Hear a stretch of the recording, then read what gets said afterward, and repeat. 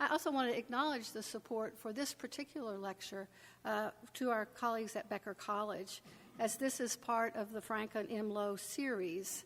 The late Frank Lowe was an enthusiastic AAS member and the president of Becker, who, as an educator, combined his career in science and a passion for history, a theme that will recur in my brief remarks this evening. It's been a long day. Our speaker tonight, Patrick Spero, is director of the Library of the American Philosophical Society in Philadelphia.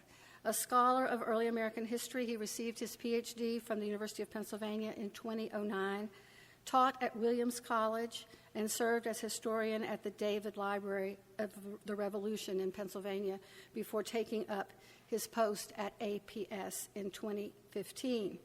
And I thought, referring to it as APS, I might be useful to talk to you a little bit about APS in comparison to AAS, since we both are institutions with old-fashioned names that confuse some of this day.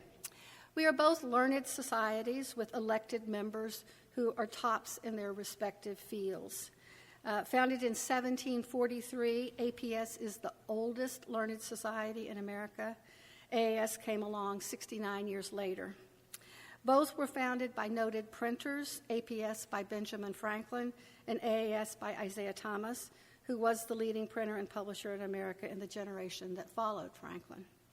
In the 18th century, the term philosophy or natural philosophy referred to the study of nature and comprised the kinds of investigations now considered scientific and technological. APS in its early days also supported developments in agriculture, manufacturing, transportation, astronomy, doing what Franklin called promoting useful knowledge. When this institution was founded, the term antiquarian was used to describe what we would today call amateur historians and collectors of old stuff. Interest of early AAS members extended to many historical subjects, including geology, paleontology, and ethnology, as did those of APS members. While we at AAS describe ourselves as a national research library of early American history, until about 1840, APS functioned as the national library, as well as the National Academy of Science, and even as a patent office. Housed in Philosophical Hall next door to the new seat of government in Philadelphia, the APS was consulted by cabinet officers and presidents. Most notably, Thomas Jefferson made use of the society in having Lewis and Clark prepared for their exploration of the Louisiana Territory. Today, AAS is known as a comprehensive repository of printed materials printed in the United States, or what is now the United States and what was British North America before the 20th century. Newspapers, pamphlets, ephemera, watch papers, almanacs, train schedules, you name it. We either have it or we want it. The APS library is best known for its remarkable manuscript collections, including the papers of Benjamin Franklin himself and many Nobel laureates.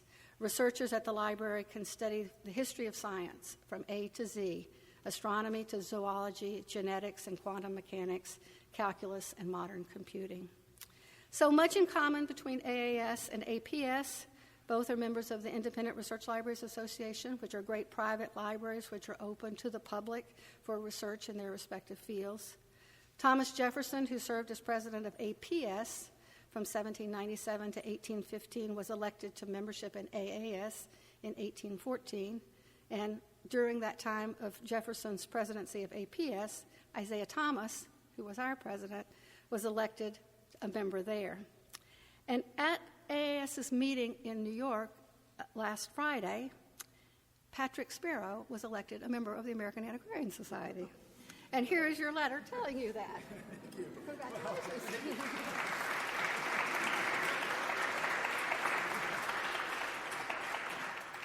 So this week, while folks in Lexington and Concord marked the anniversary of the shot heard round the world in April 1775, we in Worcester like to point out that the revolution against British rule started here in September of the previous year. Tonight, we will hear of an armed resistance to that rule, which happened 10 years earlier It's a subject explored by Patrick Spero in his just-published book, Frontier Rebels, The Fight of Independence in the West, 1765 to 1776. Please join me in welcoming Patrick Spero back to Antiquarian Hall. Thank you for the surprise. Thank you for that introduction, Ellen, and thank you for this wonderful surprise, which I had no idea was coming and has now thrown me off for my talk. And I actually, my wife and I, as we were driving up, I grew up on Cape Cod, and that's where our children are right now, so my wife was able to join us. We both were talking about the first time we came to the American Antiquarian Society together. My wife is also a historian, and I, at the time, was conducting research on early American almanacs. My first publications actually were studying the almanacs during the era of the American Revolution and how the political changes that were affecting society were reflected in print culture. And I did research here at the Antiquarian Society, and we had a wonderful time here. So it's really an honor to return here and stand in the room where I did research to now talk about some of the other research that I did. Now, Ellen also threw me off because as I've been traveling around the country, I often get asked, what is the American Philosophical Society? And so I realized that I should have a slide that explained it. Ellen just did a really great job of it for me, though. But as Ellen mentioned, we were founded by Franklin in 1743, and our name, American Philosophical Society, is because of its use in the 18th century. And what we do, Ellen summarized it wonderfully, but what I like to always point out is that what Franklin proposed in 1743, 276 years ago, we still do. He said that we needed a class of members that would connect the leading thinkers in America together. We still elect members. We have 850 members today. Many of them, it's interdisciplinary. We have 100 Nobel laureates, numerous Pulitzer Prize winners. We also have meetings that bring together these leading thinkers twice a year to share what they're learning with each other. This is exactly what Franklin wanted the APS to do in the 18th century. He chose Philadelphia because it was the central location in the colonies. And we also have a publications program that is the longest continuously operating publications program in North America. I've said that everywhere I've gone. No one's corrected me. I believe it to be true. We also give out, and this is, I think, really an innovative part of the APS's history. Franklin, when he made a proposal in 1743 to create the APS, he said, we want dues from our members, but these dues, they're not going to go to administrative costs. We actually want to raise money to support cutting-edge research happening in the colonies, young scholars doing research in the field. And we still do that to the tune of over $1 million a year given out to grants, not just to come to the APS library to do research, but to travel anywhere in the world and inquire into any number of different fields. So we can fund somebody doing climate change in Peru, so somebody like my wife studying the Shawnees in the colonies, or somebody else that's studying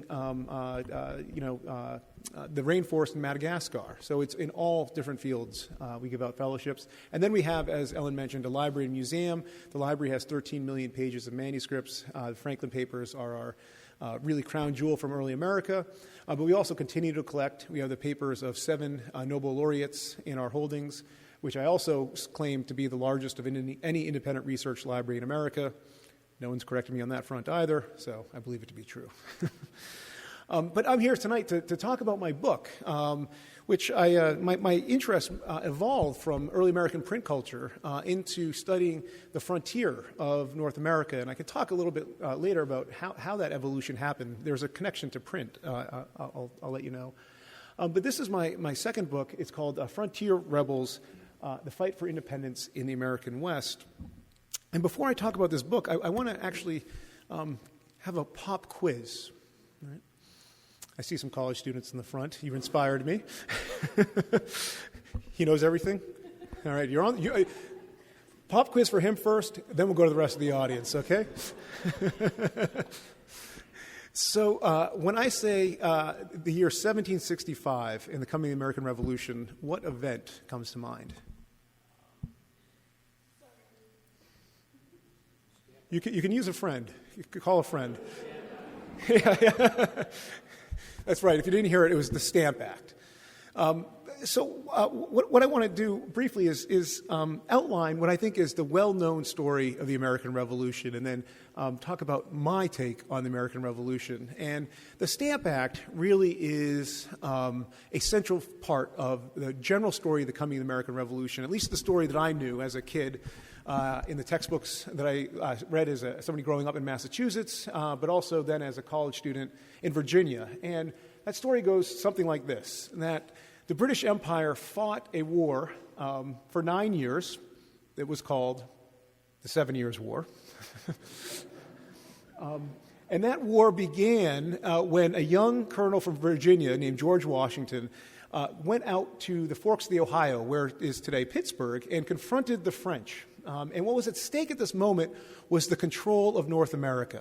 The French and the British both knew whoever controlled the Ohio River was going to control access to the interior of North America. And so this brawl in the backwoods of North America soon mushroomed into what was the First World War. Almost every European country engaged in the war. Almost everyone was aligned against the British, because everybody knew that whoever won this war, the balance of power in Europe was at stake. And if the British succeeded, they would have the balance of power would be much more weighted towards the British. And so the fight that began in North America quickly escalated. Battles were fought in Europe, in India, and in Africa. And by the end of it, in 1763, what everybody in Europe had feared became true. The British Empire reigned supreme. And as a result, that famous phrase, "the sun never sets on the British Empire," that's where that phrase really started to gain traction in this period. Because the British had expanded their hold in India, had strengthened their holds in areas of Africa, and in North America, the French had renounced their claims to the West. The French had renounced their claims to the interior of North America. So the British Empire had reached a new height. And there was euphoria that was overtaking the empire. In fact, in Boston, there was massive celebrations when news of the British victory reached our shores. And in London, people realized that the British Empire was now the world's sole global superpower.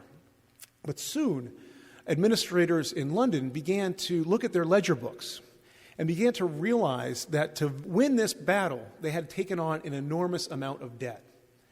And so they started to come up with policies and to help offset the costs that they had taken on. To give you a sense of the amount of debt they'd taken on, one historian has estimated that 40% of the entire British Empire's budget went to financing the debt. That's a remarkable amount of allocations to the debt. What they realized is not only did they need to raise revenue, but now that they had this enlarged and strengthened empire, they should create policies that better connected the constituent parts of the empire so that India, Africa, the colonies, and the homeland in Great Britain were all interconnected, and that by connecting them through trade and regulations that controlled the flow of goods, then they would have greater prosperity within the empire as a whole. And so the Stamp Act was one of the first and most important policies that they passed. And what did the Stamp Act do? Well, to those in Great Britain, the Stamp Act was no big deal. And that's because in Great Britain, people had paid a tax on paper since the reign of William and Mary. Those in London had said, "We just fought this 9-year-long war to secure your territory. Isn't it time that you paid your fair share? And isn't it time that you paid a tax that all of us in Great Britain had been paying for decades?" Right? And so when you think about it from the perspective of London, the Stamp Act was actually a tax that was meant to treat colonists the same as all other British subjects. It was an attempt to integrate them into the empire, not exclude them. Now, of course, as we all know with this story, the colonists had a very different idea on what this tax meant. Right? In the wake of the Stamp Act, the colonists are in rebellion, the Sons of Liberty form, and what really happens is a debate between the colonists and Great Britain takes place, a debate about the Constitution, a debate about British liberties. So this act quickly has colonists questioning their place in the empire, the role of Parliament, the idea that taxation cannot happen without representation.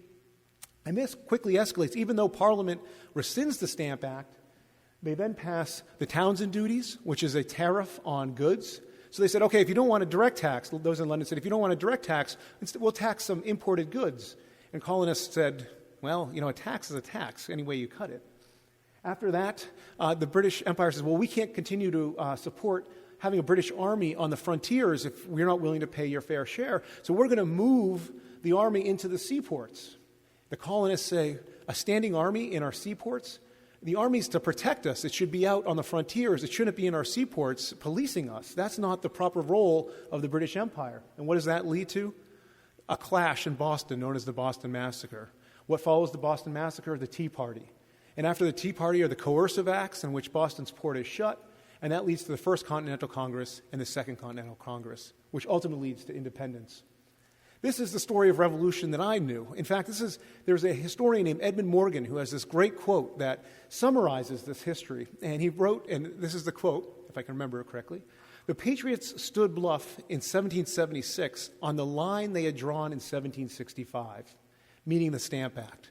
So he saw a direct connection between those debates that began in 1765 and the ultimate decision to declare independence in 1776. And as we know, this is a hopeful story of independence and of revolution. It's about colonists throwing off the yoke of a crown that wasn't allowing them to have representation. It was for freer trade and opener trade goods and freer people. It's an inspiring story, and it's one that I actually believe is true. But for the next 30 minutes, I want to ask you all to forget everything I just said. Right? I want us to shift our eyes to the West, to talk about something that I call the frontier imperial crisis and the frontier revolution. And I want to propose to you that the year 1765 is just as important for the coming of the American Revolution in the West as the Stamp Act is for the coming of the American Revolution in the East. Now, this story also begins with the close of the 7 Years' War. So just as the British Empire is trying to regulate their oceanic trade, control taxation, especially taxes that affect the seaport, they're also trying to make sense of this new territory that they've acquired, the access to the interior that was at stake when George Washington went out there in 1754. And so they start passing a number of policies, and I want to talk about two of them in particular.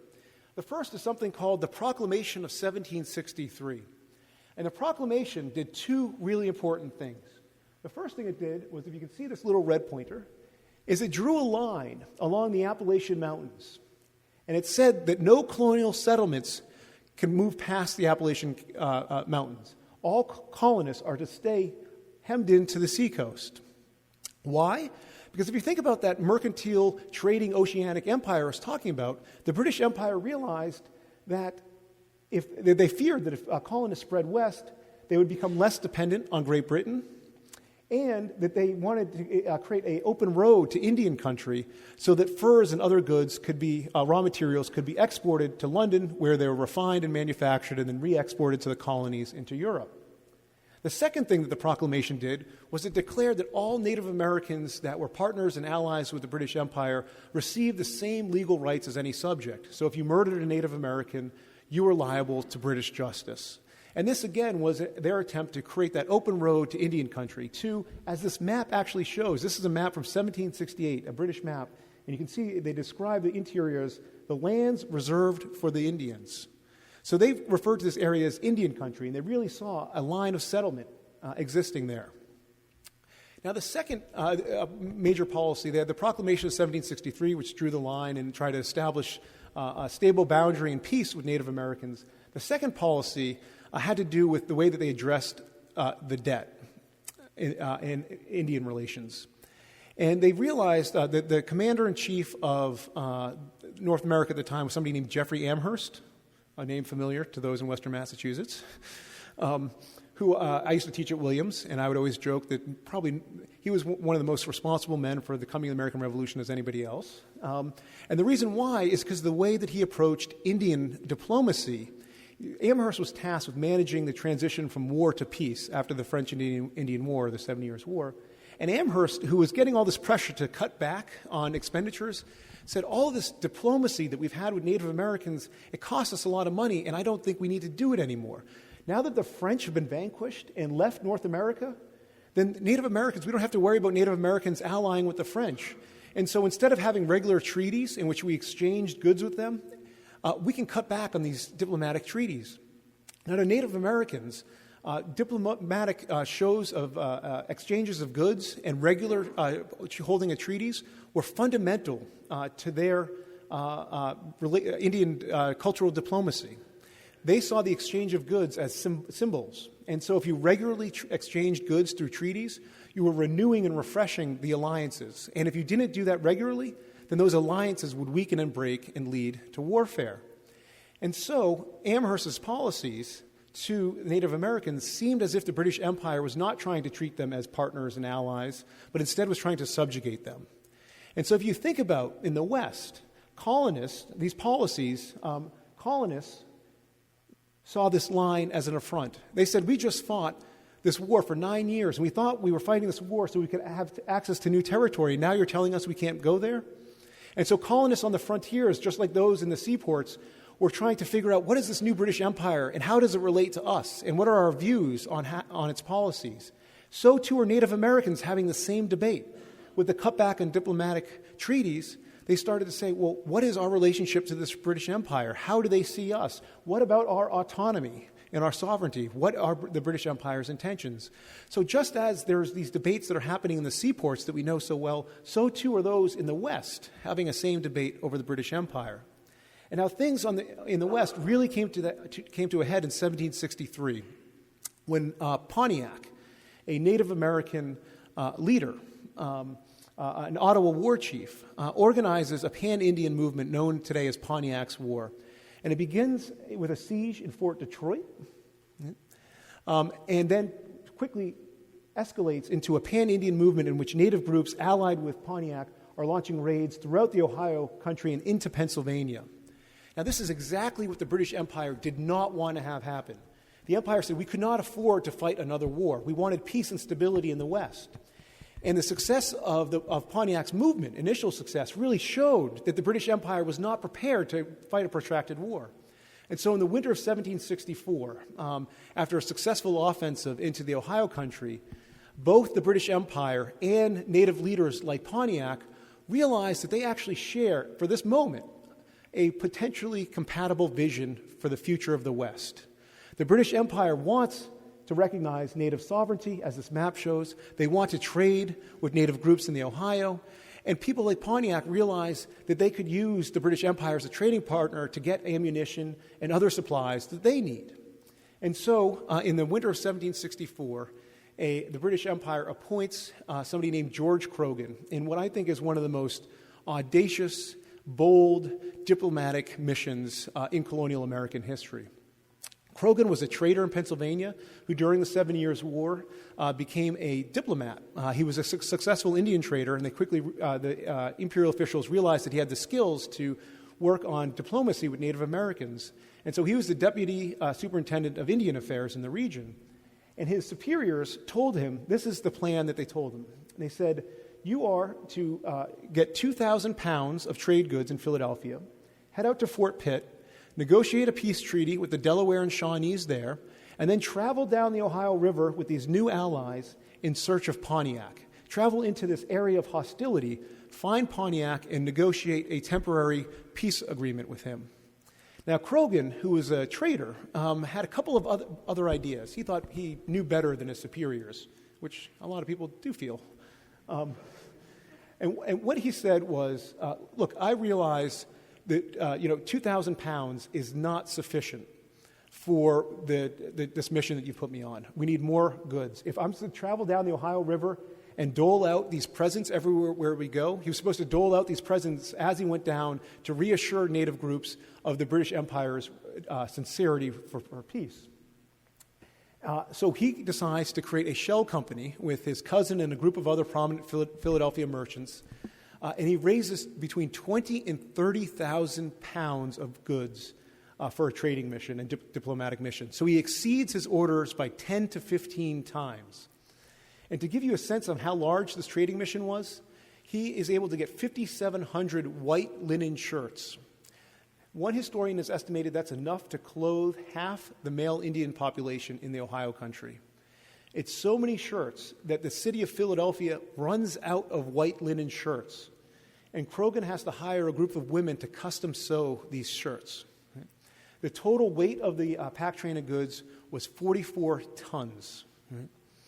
So that's his plan. And his plan, there's also a second plan in his mission, one that its legality is definitely highly questionable. And it's one of the reasons it's so hard to figure out what exactly went on, because they were hiding a lot of things. His other plan was he was also still a trader at heart. And so after peace, if he realized, and this is how he sold this idea to these merchants, he realized that once he enacted peace, they could open trade again. And if he had a bunch of trade goods there too, they could flood the market and reap a huge profit. So there was Croghan, when he explained this to his superiors, he had the empire's interest at heart, but he also still had his back pocket in mind as well. Right? So Croghan's pack train, and this is, my book tells this story through these interwoven stories, through the stories of Pontiac, through the stories of Croghan, and then through the stories of a rebellion called the Black Boys Rebellion. And what happens with this rebellion is as soon as Croghan's pack train begins heading west and crosses the Susquehanna River, it starts to encounter colonial resistance. And what Croghan's pack train is encountering is a third vision for the West. It's the vision of the frontier. It's a vision in which, for frontier people, Croghan's pack train represents everything that they see wrong with the empire. Right? First off, after a decade-long, almost a decade of war, colonists in these frontier regions had come to see Native Americans in a very different light, very different from the way that Croghan saw them, very different from the way the British Empire saw them. Just like the British Empire could go to war with the French and then after war return to stable relations, they saw Native American groups in the same way. Colonists, however, had begun, after a decade-long of war, had begun to see Native Americans as inherent enemies. They could not see a return to peace. And so this peace mission to them was an anathema to what they saw as part of the future of the West. The other thing that the pack train represented, as they said in a lot of their petitions, was the East, the elite in the East, who didn't care about frontier settlers. They were more interested in their financial profits than they were in the experience of those who were living in the West. And the third thing that they said over and over again is the real root problem of our situation, after going through a decade-long of war in which we didn't get the aid we expected, was the representation in our assembly. The assembly in Pennsylvania had 36 representatives at this time, only 10 of whom came from the frontier counties, 26 of whom came from Philadelphia and the surrounding counties. Now, historical demographers have gone back in time and have pointed out that, in fact, the frontier counties had the equal representation as those in the East. So the representation should essentially have been equal, but because of the way the government was grew and was controlled by the East, they only sent 10 representatives. So as this pack train is heading west, they're encountering greater and greater resistance, and all of these issues are coming to the fore. And as that pack train heads down south towards Pauling's Tavern, colonists really begin to be suspicious. They start to say, well, why are you taking this route instead of going on Forbes Road? Forbes Road is called the King's Road, and that's where all the forts are. Why are you trying to avoid these forts? So as they move up from Pauling's Tavern into this settlement that's called the Conococheague, they stop outside of Cunningham's Tavern. And what had been happening was that a group of frontiersmen had spent the day in the tavern, doing what people do in the tavern, and discussing this pack train of goods that everybody knew was traveling west. You could not miss this pack train of goods. And they started to say, what are they trying to hide? What is in this pack train of goods? And so as the traders tried to settle down for the night, the frontiersmen left the tavern armed with rifles and threatened, and this is the quote that is a direct quote, "blow your brains out." Right?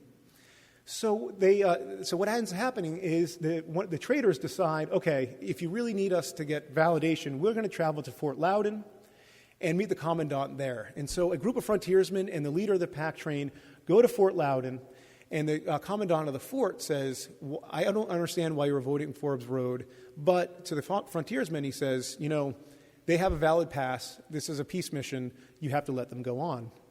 And so the pack train that night continues on and overnights outside of McConnell's Tavern. There's a pattern here. The next morning, the pack train begins at light, traveling past McConnell's Tavern, up this pack horse trail you can see here, nearing Sidling Hill. And now Sidling Hill is extremely important from the colonist point of view because this is the end of the Appalachian Mountain. And if you remember what I said about the Proclamation line, there are no colonial settlements on the other side. So if this pack train actually makes it through this gap, then they have a free ride to Fort Pitt. And so in the morning, a group of frontiersmen dressed as Native Americans with their faces blacked to disguise themselves destroy the pack train of goods. So think about this destruction of goods. The Tea Party destroyed 9,000 British pounds of goods. This was a pack train carrying 20 to 30,000 pounds of goods. Pardon me? Yes, the white shirts and everything else they had. They had sugar, they had rum, it was a massive, massive pack train of goods. So after this destruction of goods, the leaders of the pack train, I mean, this is a audacious act. They head back to Fort Loudoun. They tell the commandant what happened there. And the commandant is shocked at this destruction of goods. What he sees is a destruction of king's property. And so he does something that turns this small clash into a major rebellion. He sends out a regiment of Highlanders into the communities to start searching homes, arresting individuals thought to be black boys, as they're not now called because of the charcoaling of their face, and seizing arms and ammunition from colonists. So they arrest a number of men and seize their arms and bring them back to Fort Loudoun. Now, to the black boys, just like happened with the Boston Massacre 5 years later, colonists say, you have no right to police us. You're the British Army. You're supposed to be protecting us. If there's a civil problem, that's why we have justice of the peace. That's why we have the sheriffs. This is a transformation of the power of the British Empire. You're invading our civil rights and liberties. And so, for 2 days and nights, 200 men lay siege to Fort Loudoun. So in 1765, a group of colonists are laying siege to a British fort. After 2 days under siege, the commandant raises a flag of truce and negotiates with the leaders of the Black Boys, somebody named James Smith and his brother-in-law, William Smith, a peace treaty. They release the men, but they hold on to their arms. And in the days and weeks that happen, this rebellion only grows larger and larger. First, the colonial governor comes out to Carlisle and he holds an inquest. Now, of course, this grand jury is composed of the Black Boys' neighbors and friends. So what does the grand jury find? Ignoramus, not guilty. This only gives the Black Boys now a legal veneer and the authority that they're operating under legal approval. Because if what they did is not guilty, then of course they can continue to do it. And so in the next months, a passport regime is formed that spans from the Susquehanna River all the way to Fort Loudoun. There are now hundreds of men all claiming to be part of the Black Boys. And if you travel on these roads, you're liable to inspection. And if they say you're carrying goods that we approve of, they give out passports, and we have records of these passports. So think about this. This is 1765. This is the same year that the Sons of Liberty are forming. But the Sons of Liberty are operating in an area in which printing is prominent, so the dissemination of news and information is easier, in which people are living living closer together, so you can coordinate much more easily. This is a rural population that has now created a passport regime that spans over 100 miles along the roads. This is a really major event. Everything finally comes to a head in November, when the Black Boys laid siege to Fort Loudoun for a second time. And they laid siege this time because they wanted to seize the arms before they feared that they were going to be shipped to Fort Pitt and they'd lose them forever. And so after this siege, the commandant decides to give up the guns, and then he evacuates the fort. And so for the colonists living in this territory, they have now essentially kicked the British Empire out of their community. Right?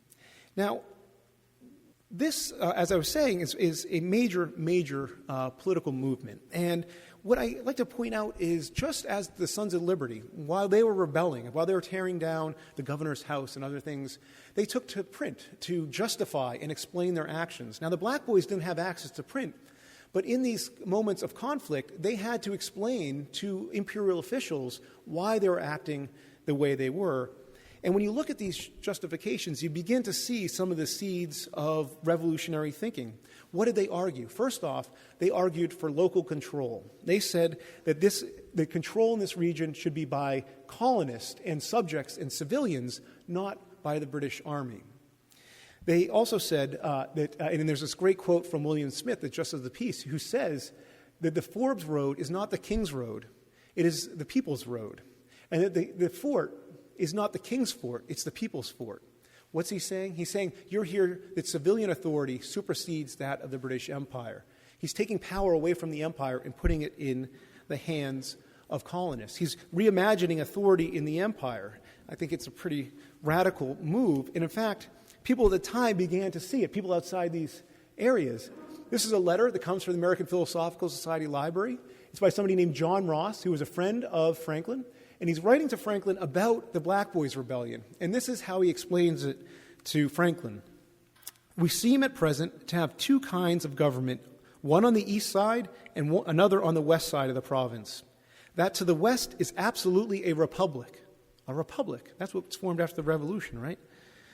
The Conococheague settlement, that's where the Black Boys happened, on the frontiers are all governors and claim a superintendency over the whole, claiming to be governors. He is seeing that those on the colonists are beginning to take power and government away from the East and put it in their own hands. There's a great petition that they send to the governor where they tell the governor, you in the East sit at ease and know not how we feel. You in the East sit at ease and not know how we feel. There's a disconnect in the government, and it's leading to these types of rebellions. It's a crisis of governing, just like there's a crisis of governing in the East that the Sons of Liberty are discussing. So what happens after 1765? What happens to Pontiac, that Native American leader who Croghan was trying to find? What happens to Croghan on his mission down the Ohio River Valley? Well, I understand the book is for sale after this talk. So if you want to find out what happens to them, you'll have to read the book. I will give you some hints, though. Pontiac himself is facing a crisis within Indian communities.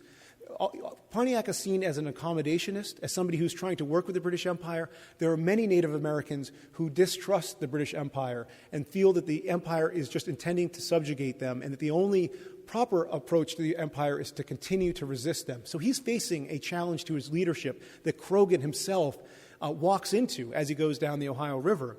As Croghan goes down the Ohio River, he's ambushed one morning. A group of his men are killed, and Croghan himself is tomahawked. But he survives, and he writes to his superior, and this is a direct quote, I couldn't believe it when I saw it. This is the first time, he says, that my thick skull has been of service to the Empire. But after that, if you want to know what happens, you'll have to read the book. But I will end on James Smith and what I call the Frontier Revolution. In many ways, James Smith, who is the leader of the Black Boys, for me, embodies what I call the Frontier Revolution. Smith was born outside of Philadelphia in Chester County in 1741, but like so many, land was perceived to be getting tight, and so he and his family headed out further west to the frontiers. During the 7 Years' War, or what we know sometimes as the French and Indian War, he wanted to enlist to fight, and so his brother-in-law, William Smith, appoints him to help cut Forbes Road. And while he's working to cut the road, chop down trees, he's ambushed by a group of Native Americans allied with the French. And he's adopted, and he spends the war years in Indian country as an adopted member of the Mohawk, where he's learning Indian culture, languages, and so forth. After the French and Indian War, he's brought back to his community, and there he argues that warfare with Native Americans is inevitable, and that the only way the colonists can protect themselves is if they adopt the Indian style of warfare. So during Pontiac's War, he forms an Indian regiment that dresses like Native Americans and uses the tactics that Smith had learned during the French and Indian War. That's the group that actually reforms during the Black Boys Rebellion. Now, the Black Boys Rebellion only strengthens Smith's standing in his community. In the years that follows, he continues to rise to greater and greater political offices.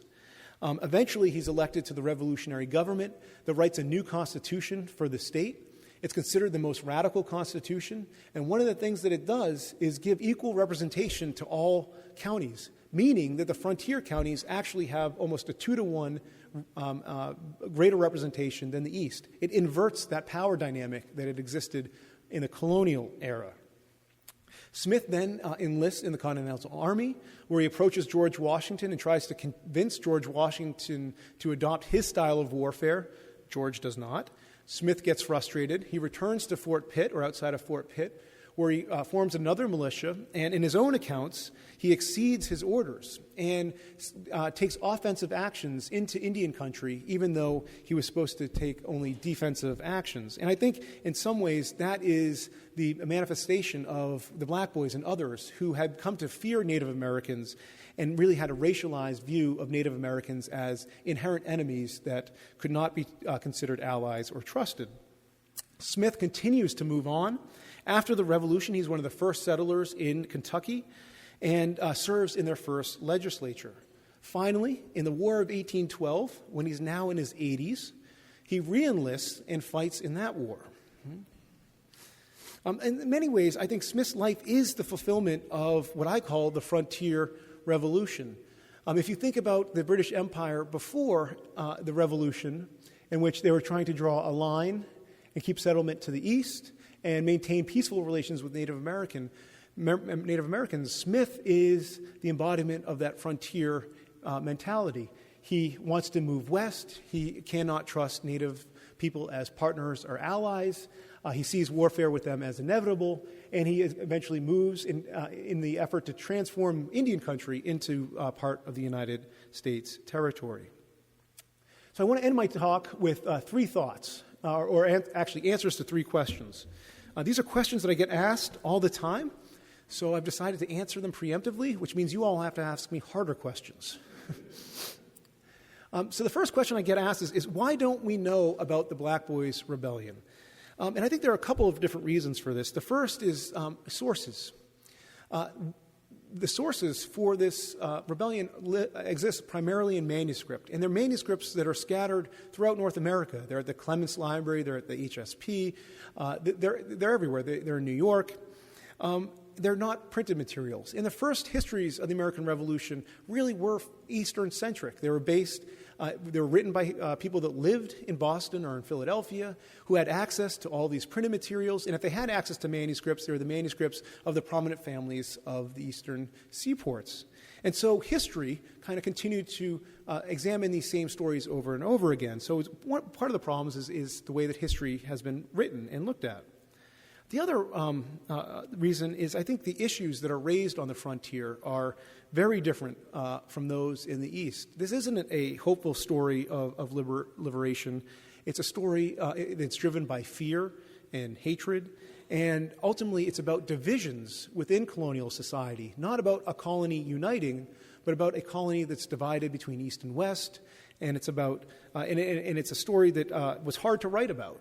It's not what I thought I would find. I didn't know what I'd find, but I had to follow the sources, and that's what the sources told me. So the other question I often get asked is, well, how is this Western Revolution at all connected to the East? How does it come together? And so I think if you think about these two movements in tandem, you can start to see how in 1776 they could unite, perhaps only briefly. There were definitely different reasons that animated the rebels. In the East, they were focused on taxation as the fundamental policy that they opposed. They wanted freer trade, not a more regulated trade. So they opposed the tariffs on trade goods, the Tea Act. And ultimately, their complaints were with representation, but with representation within the empire.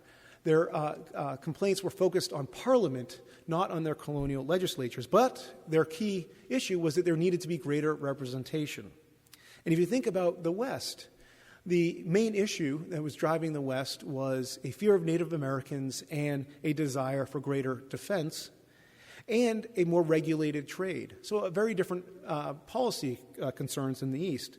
But what they felt was the cause of all these problems was a lack of representation. But for them, they weren't focused on Parliament. They were focused on their colonial government, their colonial legislature. Nonetheless, they both agreed on the need for greater representation. And so in 1776, they were able to merge for at least a moment and declare independence. So finally, what is the legacy of this moment of 1776? Well, I think first off, in some ways, if you think about it, the frontier revolution was more complete than the urban or Eastern Revolution. The British policy before the revolution, as I mentioned, was this proclamation line, and was to maintain and to recognize Indian sovereignty. And after the revolution, both of those policies are essentially erased in the early republic. And if you think about leadership on the frontier and leadership in the East, before the American Revolution, individuals like George Washington or Thomas Jefferson or John Adams were all part of very prominent families and were prominent themselves. But in the West, people like George Croghan, who was a leading figure, is completely erased and replaced by somebody like James Smith. So there's a complete overturning of leadership within their society as well.